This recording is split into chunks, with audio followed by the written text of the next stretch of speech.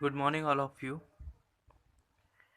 कल तक हम लोगों ने देखा था कि ऊर्जा बचत के सामान्य उपाय चैप्टर में कि lighting, fan, air conditioning, microwave के संदर्भ में हम ऐसे कौन से सामान्य उपाय कर सकते हैं, अपना सकते हैं, जिसकी वजह से हम ऊर्जा को बचा सकते हैं काफ़ी हद तक।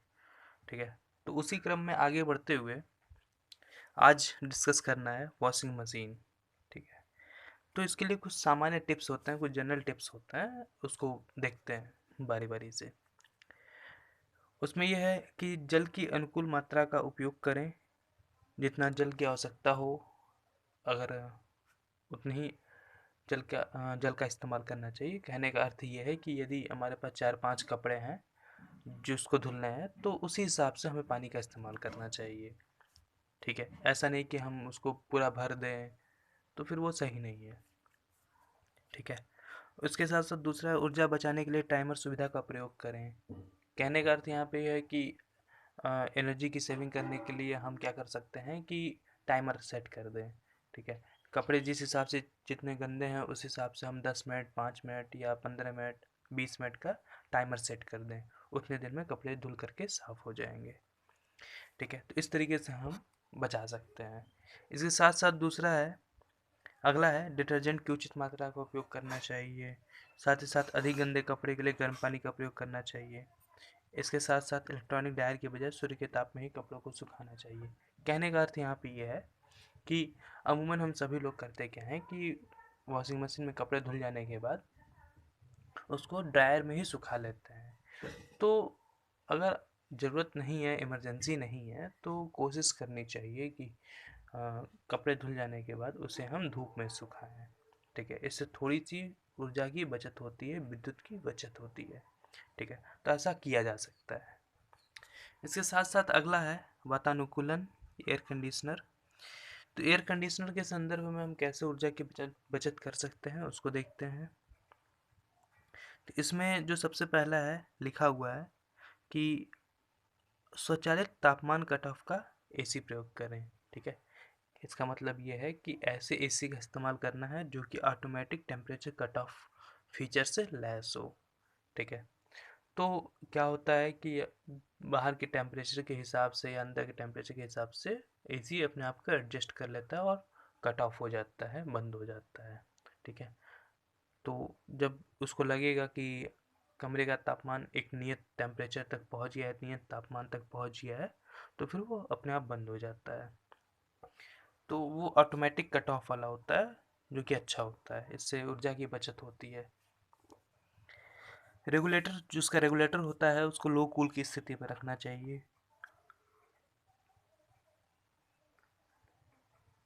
इसके बाद है अगला, खिड़की व दरवाजों को पूरी तरह से बंद करके रखना चाहिए। क्या होता है कि हाँ, एसी जिस चैम्बर में या फिर जिस रूम में लगे होते हैं, तो ये प्रयास होना चाहिए कि खिड़की और उसके दरवाजों को अच्छे तरीके से बंद करके रखें। इससे क्या होता है कि जो कूलिंग इफेक्ट है, ठीक है, हीट लॉस वो नहीं हो पाता है, टेम्परेचर लॉस नहीं हो पाता है।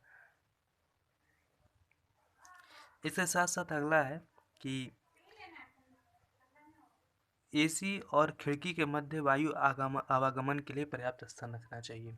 कहने का अर्थ यहाँ पे है कि जिस रूम में हम एसी इंस्टॉल कर रहे हैं, तो एसी और खिड़की के बीच में एक प्रॉपर स्पेस होना चाहिए। ठीक है, इसके बाद अगला देखते हैं कि गर्मियों में जहाँ तक हो सके, जहाँ तक संभव हो सके, गर्मी के दिनों में थर्मोस्टेट को अधिक रखें। इससे क्या होता है कि इससे ये फ़ायदा है कि बाहरी और भीतरी तापमान में जितना कम अंतर होता है, ऊर्जा की खपत भी उतनी ही कम होगी। ठीक है, तो बचत हो सकती है ऊर्जा की। इसके साथ साथ अगला देखें कि एसी के निकट, मतलब जहाँ पे एसी लगा हो उसके पास में पौधे लगाने चाहिए। ठीक है, लेकिन इस बात को भी ध्यान में रखना चाहिए कि वह वायु का प्रवाह न रोके, मतलब जो एयर का फ्लो है वो उसको न रोक पाए।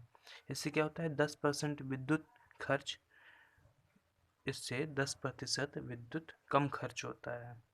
ठीक है, इसके साथ साथ आगे एक टेबल दिया हुआ है जिसमें कि घरों में प्रयोग होने वाले जो विभिन्न उपकरण होते हैं उनके द्वारा कितना विद्युत की खपत होती है उसको एक सारणी के माध्यम से दर्शाया गया है, उसको आप देखिएगा। ठीक है, उसके बाद अगला है, देखिए, पानी हीटर, वाटर हीटर।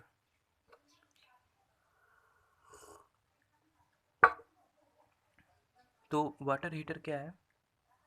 जैसा कि इसके नाम से पता चल रहा है कि पानी को गर्म करने के लिए जो उपकरण इस्तेमाल होता है वो सामान्यतः गीज़र कहलाता है या वाटर हीटर कहलाता है। ठीक है, तो इसमें देखिए, थर्मोस्टेट के द्वारा कम तापमान रखें ताकि हीटर व पाइप में गंदगी के कारण जंग न लगे। ठीक है, तो इस बात का ख्याल रखना है कि थर्मोस्टेट का उपयोग करना है जिससे कि तापमान कम रखा जाए, और का तापमान कम रहेगा तो कीचड़ कम लगेगा पाइप में, जिस वजह से जंग वंग नहीं लगेगा और अच्छा बना रहेगा। ठीक है, इसके साथ साथ दूसरा है टैंक को इंसुलेट करें। ठीक है, ताकि टैंक में पानी गर्म रहे। इंसुलेट करने का मतलब ये होता है, इंसुलेशन से संबंधित है, इंसुलेशन टर्म से बना हुआ है। इंसुलेशन का अर्थ ये होता है कि अगर हम किसी चीज़ को इंसुलेट कर देते हैं तो वो एक आवरण की तरह होता है, और वह आवरण क्या है कि एक प्रतिरोध की तरह काम करता है। प्रतिरोध की तरह काम इस तरह से करता है कि वह बाहर के टेम्परेचर को अंदर नहीं आने देता है और अंदर के टेम्परेचर को बाहर नहीं जाने देता है, तो एनर्जी की या हीट की बचत होती रहती है। इसके साथ साथ आगे है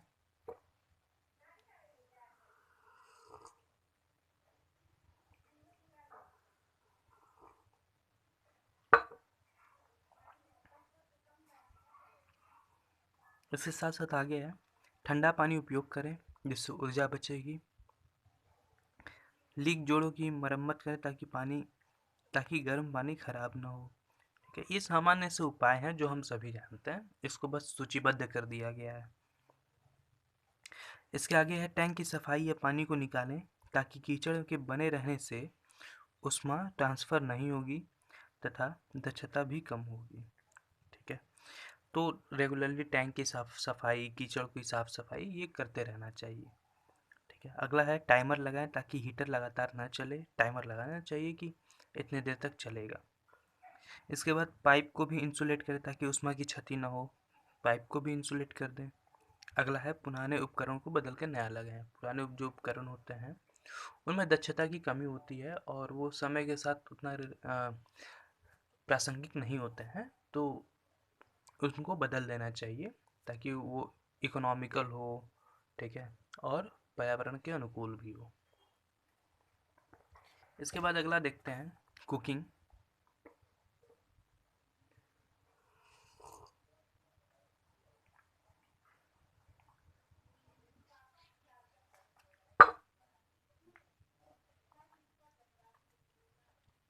अगला कुकिंग। कुकिंग के संदर्भ में हम ऐसे कौन से सामान्य उपाय अपना सकते हैं जिससे कि ऊर्जा की बचत हो सकती है, तो उसको देखते हैं। सही साइज़ के बर्तन व पैन का उपयोग करना चाहिए। जो सही साइज़ है, ऐसा नहीं कि हमें अ, थोड़े से 2 लोगों का खाना बनाना है और हम ऐसे बर्तन का इस्तेमाल कर रहे हैं जिसमें 50 लोग का खाना बन रहा है। ठीक है, तो वो सही नहीं है। सही उपकरण का इस्तेमाल करना चाहिए, तो वही अर्थ है। अगला है अपने स्टोव टॉप को साफ रखें। जो स्टोव का टॉप होता है उसको साफ सुथरा, ताकि कहने का मतलब जो बर्नर होती है उसमें कुछ गंदगी ना फंसी हो, कुछ कचरा वगैरह ना फंसा हो, तो वो प्रॉपर तरीके से जलेगा और प्रॉपर तरीके से हीट प्रोड्यूस करेगा। अगला है अच्छी क्वालिटी के बर्तन खरीदें। कुकिंग टाइम को कम करें, ज़्यादा खाना बनाएं। ठीक है, मतलब ज़्यादा खाने का बनाने का अर्थ यहाँ पे ये है कि बना लें ताकि उस हमें बार बार खाना ना बनाना पड़े। बर्तन के ढक्कन का उपयोग करें। बचे हुए खाने को माइक्रोवेव में रखें। ठीक है, साधारण खाना बनाएं। तो ये कुछ सामान्य उपाय हैं। अगला है पानी का पंप। पानी का पंप क्या क्या अर्थ होता है? Water pump.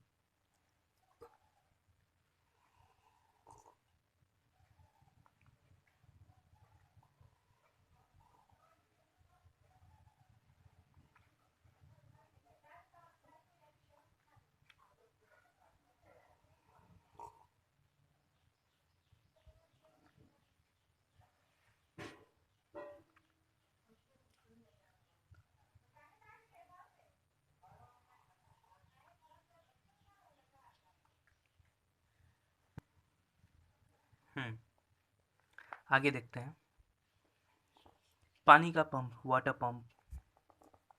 इसमें देखिए, उपयोग के लिए सही पंप का चयन करें। मतलब अगर हमें जो घर में हम पंप इस्तेमाल करते हैं, वाटर पंप इस्तेमाल करते हैं, तो उस हिसाब से अपनी ज़रूरत के हिसाब से पंप का इस्तेमाल करना चाहिए। कहने का अर्थ यहाँ पे ये है कि अगर घर 2 मंजिला है तो उसी क्षमता के हिसाब से पंप का इस्तेमाल करना चाहिए, ताकि 2 मंजिला तक पानी चढ़ सके, टंकी तक पहुँच सके। ऐसा नहीं कि हम बहुत हैवी पंप का इस्तेमाल कर दें, ठीक है। तो ज़रूरत के हिसाब से हमें पंप का इस्तेमाल करना है। अगला है, सही साइज का पंप इस्तेमाल करें या उपयोग करें, वही चीज़ है, ठीक है। सही ट्रिम का उपयोग करें ताकि कंट्रोल वाल्व पर होने वाले ह्रास से बचा जा सके, ठीक है। अगला है, दाब ह्रास कम होना चाहिए, मतलब प्रेशर लॉस कम होना चाहिए। तो वो कैसे होगा, जब हम सही तरीके का और सही क्षमता का, सही आकार का हम पंप इस्तेमाल करेंगे तो। अगला है, सही साइज़ का कंट्रोल वाल्व होना चाहिए। जो कंट्रोल वाल्व होना चाहिए वो सही साइज़ का होना चाहिए, ठीक है। चर गति चालन का उपयोग करना चाहिए ताकि कम ऊर्जा लगे। इसके अलावा पंप का रखरखाव सही होना चाहिए, जो प्रॉपरली उसको मेंटेन करके रखना चाहिए, उसका रखरखाव करना चाहिए, ठीक है। अगला है, अधिक दक्षता वाले पंप का उपयोग करना चाहिए ताकि कम ऊर्जा लगे, ठीक है। तो कहने का यहाँ पे यह अर्थ है कि ऐसे पंप का इस्तेमाल करना है जिसकी इफ़िशियंसी हाई हो, ठीक है। ऐसा नहीं कि हम पंप ला दिए अच्छा खासा, लेकिन उसकी इफ़िशियंसी ही अच्छी नहीं है। तो ऐसे में क्या होगा कि हम उसे बिजली तो दे रहे हैं, लेकिन हमें उस तरह से आउटपुट नहीं मिल पा रहा है। इनपुट दे रहे हैं लेकिन प्रॉपर आउटपुट नहीं मिल पा रहा है, तो इफ़िशियंसी कम हो जाएगी। और इफ़िशियंसी क्या होता है, आउटपुट अपन इनपुट होता है, ठीक है। जाहिर सी बात है, हम इनपुट अगर बहुत ज़्यादा दे रहे हैं और हमें प्रॉपर आउटपुट नहीं मिल रहा है तो इफ़िशियंसी कम हो जाएगी। तो इस चीज़ का भी प्रॉपर हमें ध्यान देना है। अगला है, कई पंपों का उपयोग करें, ऊर्जा बचेगी, ठीक है। अनावश्यक उपयोग ना करें। ऐसा नहीं कि हमें ज़रूरत नहीं है तो फिर भी हम पंप चला के रखे हैं, तो फिर वो बेमतलब का, बेफिजूल का खर्च है। अगला है, उचित पंप सील का उपयोग करें, ठीक है। जो पंप की सीलिंग होती है उस प्रॉपर तरीके का हो, उचित हो, ये चीज़ है। अगला है, देखते हैं, यातायात, ट्रांसपोर्ट, ठीक है। हम सभी जानते हैं कि यातायात जो होती है हमारे जीवन में बहुत ही इम्पोर्टेंट है, बहुत ही ज़्यादा इम्पोर्टेंट है। या फिर हम यूँ कह सकते हैं कि हमारे देश की या हम सब की जो जीवन रेखा है वो यातायात पर निर्भर है, ठीक है। हम सभी यातायात में निर्भर हैं पूरी तरह से, ठीक है। तो जाहिर सी बात है कि जिस चीज़ का उपयोग या फिर जिस चीज़ पर निर्भरता बहुत ज़्यादा रहेगी उसका उपयोग भी बहुत ज़्यादा होगा। अब जब उपयोग होगा तो उसमें ईंधन की खपत भी बहुत ज़्यादा होगी, ईंधन की मात्रा भी बहुत ज़्यादा लगेगी, ठीक है। तो इसमें क्या होता है कि हम ऐसे कौन से उपाय कर सकते हैं या फिर ऐसे कौन से तरीके अपना सकते हैं जिसकी मदद से, जिसकी सहायता से हम यातायात के क्षेत्र में ऊर्जा की काफ़ी हद तक बचत कर सकते हैं, ठीक है। तो यहाँ पे जाहिर सी बात है कुछ कॉमन चीज़ होती है, जैसे कि हम प्रॉपर उचित अनुरक्षण और वाहन की समस्वरिता, मतलब ट्यूनिंग को बना करके रखें, ठीक है। उचित गति और अनुचित चालन करके हम ऊर्जा की बचत कर सकते हैं, ठीक है। तो ये सब कुछ सामान्य तौर तरीके होते हैं जिनको अपनाया जा सकता है। उसके बाद अगला है कि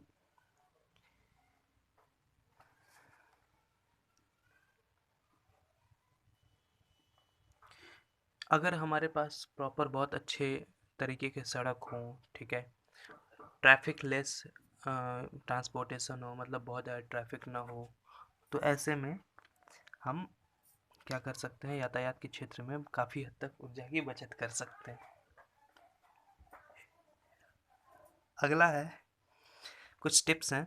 तो वाहन चलाने के क्षेत्र में ऊर्जा संरक्षण, एनर्जी कंजर्वेशन ड्राइविंग एरियाज, ठीक है। तो ये क्या होता है, कहने इसमें अर्थ ये है कि वाहन चलाते समय हम ऐसे कौन से तौर तरीके अपना सकते हैं या अपनाने चाहिए जिसकी वजह से ऊर्जा की बचत हो सके। तो उसमें है कि पहला, ईंधन खपत को अनुकूल रखने के लिए कार की अधिकतम गति को 50-60 किलोमीटर प्रति घंटा के बीच में रखनी चाहिए। मतलब अगर हम कार को, अपनी वाहन को 50-60 किलोमीटर की रफ्तार से चलाएं तो ईंधन की उचित मात्रा ही खपत होगी, उचित मात्रा ही खर्च होगी।